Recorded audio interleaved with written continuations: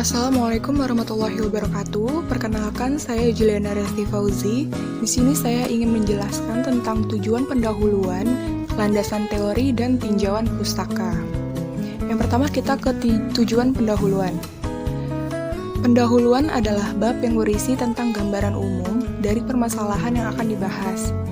Tujuan dari pendahuluan ini yaitu untuk membangun kerangka penelitian sehingga pembaca dapat memahami bagaimana penelitian tersebut berhubungan dengan penelitian-penelitian yang lain. Nah, isi dari pendahuluan ini terdapat latar belakang, rumusan masalah, tujuan penelitian, manfaat penelitian, metode penelitian, dan genre mikro yang digunakan untuk merealisasikan tahapan penelitian.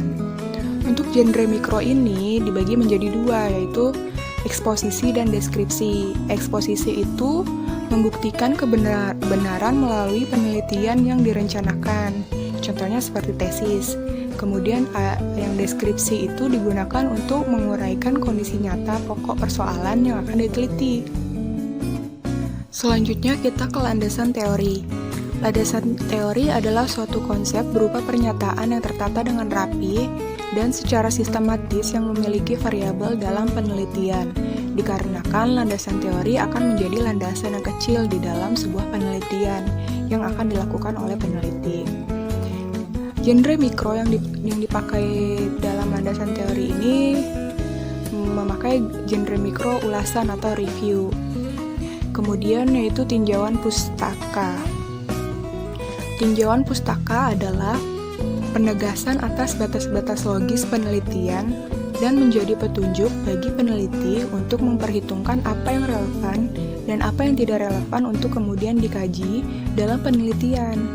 Nah, tinjauan pustaka ini juga memakai genre mikro ulasan atau review.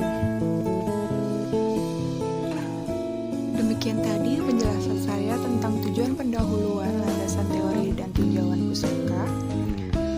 Untuk penjelasan selanjutnya akan dijelaskan oleh teman saya, Khairunisa. Assalamualaikum warahmatullahi wabarakatuh. Perkenalkan, nama saya Khairunisa. Di sini saya akan melanjutkan tentang pembahasan selanjutnya. Langsung aja, pembahasan yang pertama yang akan saya bahas adalah tentang mengenai bagaimana cara menentukan metodologi penelitian. Tahapan metodologi penelitian menyajikan pendekatan, metode, dan teknik yang akan diterapkan, termasuk langkah-langkah yang akan ditempuh. Genre mikro yang digunakan pada tahapan metodologi penelitian adalah deskripsi, laporan, dan prosedur. Deskripsi digunakan untuk memaparkan wujud data serta waktu dan lokasi penelitian. Laporan digunakan untuk menjelaskan klasifikasi data berdasarkan grup, serta prosedur digunakan untuk menunjukkan langkah-langkah penelitian. Pendekatan menyangkut paradigma dan jenis penelitian yang diikuti, diantaranya ada penelitian kualitatif, penelitian kuantitatif, atau paradigma penelitian kombinasi.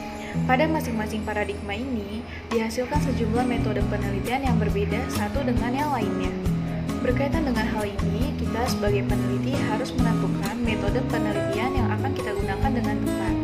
Metode penelitian berisi gambaran keberadaan dan posisi variabel penelitian, teknik yang digunakan dalam mengumpulkan data dan menganalisis data. Di dalam metode penelitian juga dijelaskan model hubungan antar variabel yang akan diuji dan bagaimana hubungan variabel itu. Setiap butir uraian mencakup jawaban tentang apa keberadaannya, mengapa alasannya, dan bagaimana pelaksanaannya.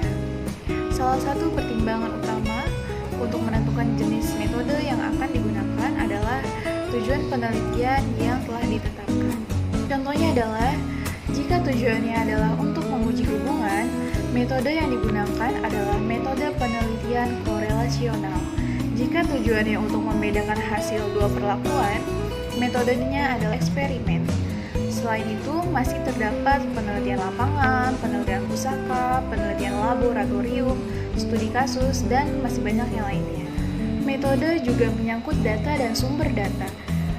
Data adalah keterangan atau bahan nyata yang dianalisis dalam penelitian yang dijadikan dasar untuk menarik kesimpulan.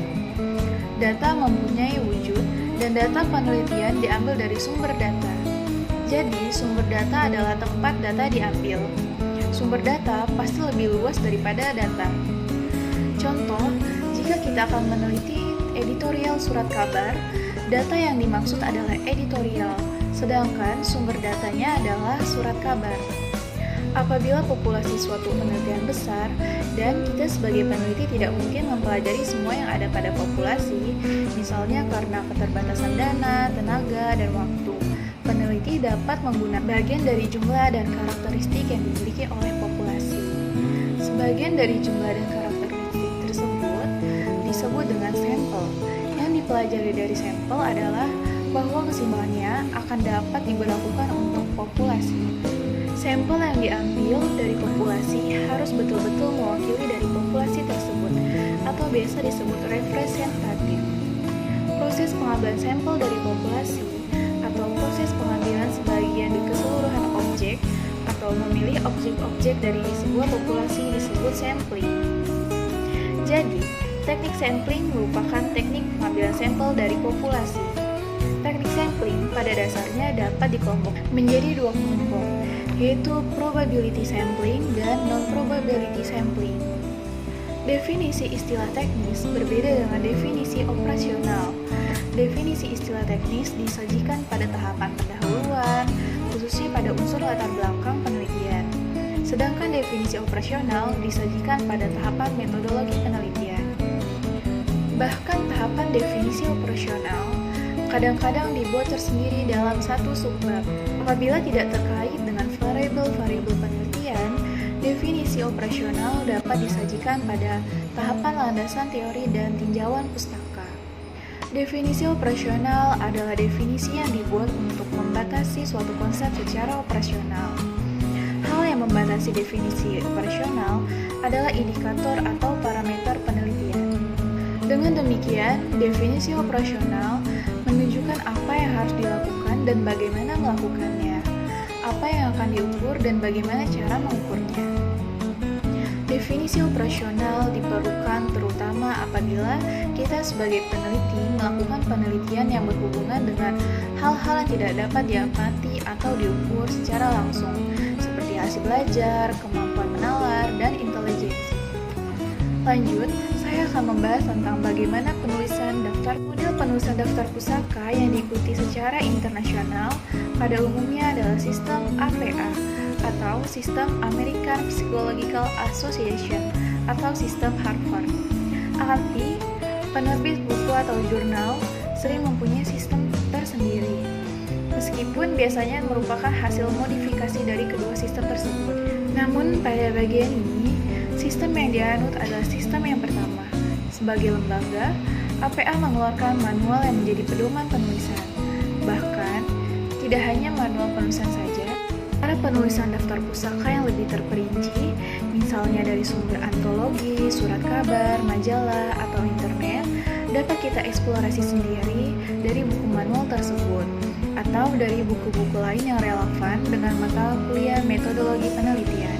Namun, prinsip yang paling mendasar pada penulisan daftar pusaka adalah bahwa semua karya yang dimasukkan ke dalam daftar harus disusun secara alfabetis, berdasarkan nama belakang penulis karya tersebut.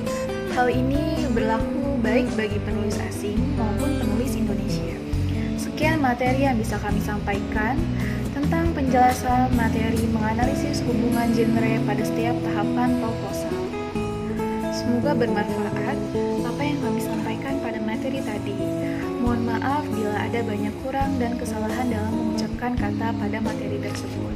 Jangan lupa like dan komen video ini sebanyak-banyaknya untuk membantu kami mendapatkan tugas dari mata kuliah Bahasa Indonesia dengan baik. Wassalamualaikum warahmatullahi wabarakatuh.